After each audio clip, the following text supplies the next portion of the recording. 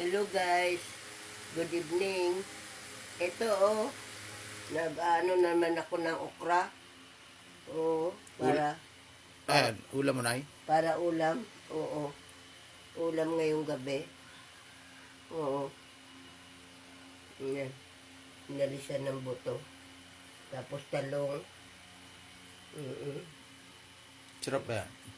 Oo, siyempre masarap to. Masustansya. Masustansya, oo.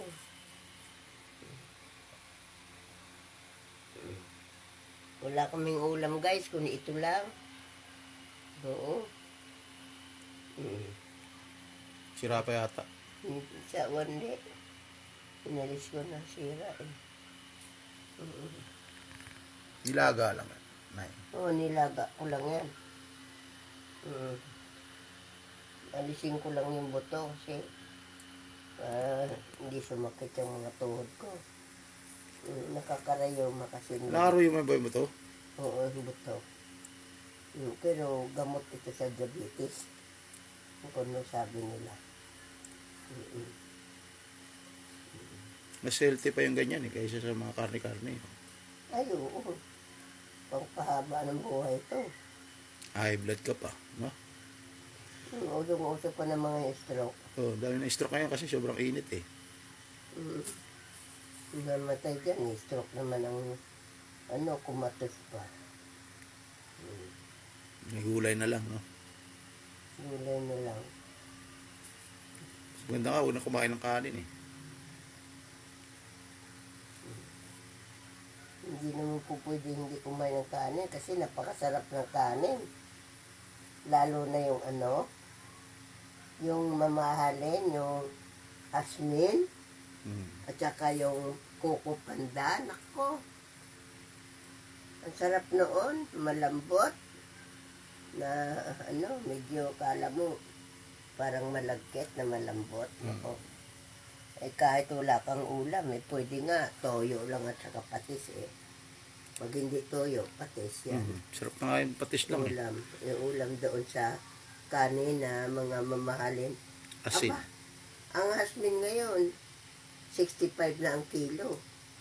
Dati 50 lang yan. Hirap na mabuhay ngayon, ano? Hirap na talaga.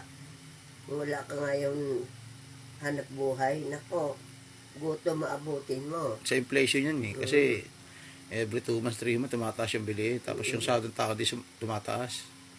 Diba? Tapos, anga ka, wala kang gagawin kundi magchismis, maghapon, Mas maganda talaga, may business ka talaga. magtinguto. Naka, gutom maabutin mo. Oo, may anak ka nga 3, patay tayo dyan. Kaya anak ko, ewan ko.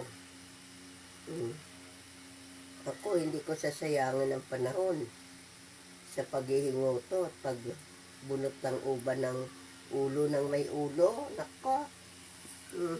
Time is gold eh, di ba?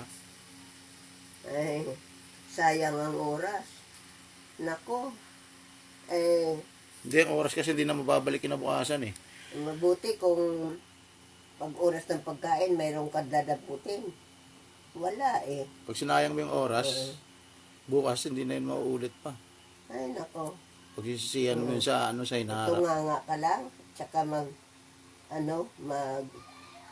akala mo kung sinong,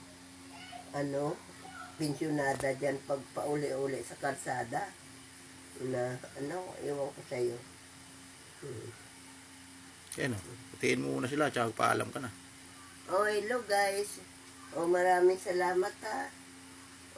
God bless you sa lahat. Anong message mo sasabi mo sa kanila na yun? Ang masasabi ko, huwag natin sayangin ang oras sa mga walang kwentang bagay. Kailangan Makagawa ka ng kapakpinabang. gagamitin natin yung oras sa mga kape-kapenabang, pakinabang Sa kabutihan, di ba? mga bagay. Nakagawa ka ng kabutihan sa araw-araw eh. Okay na yun eh. Yaman mo na sa kabilang buhay yun eh, di ba? Tapos, yung iba naman, pag kaya nga gumagawa ng kabutihan sila eh. Kaya nga hinungutuhan nila yung kapwa nila eh. O kaya, bunubunutan kasi gumagawa nga silang kabutihan. Okay na yan. Paalam ka na, Nay. Tsaka marunong sila makisama. Paalam ka na. Ay. Paalam ka na, Nay. Sige, hello. Magpapaalam na ako, guys. Thank you, Maraming salamat. Okay. Maraming salamat sa inyo, guys. Mm-mm. Kain tayo. Mm-mm.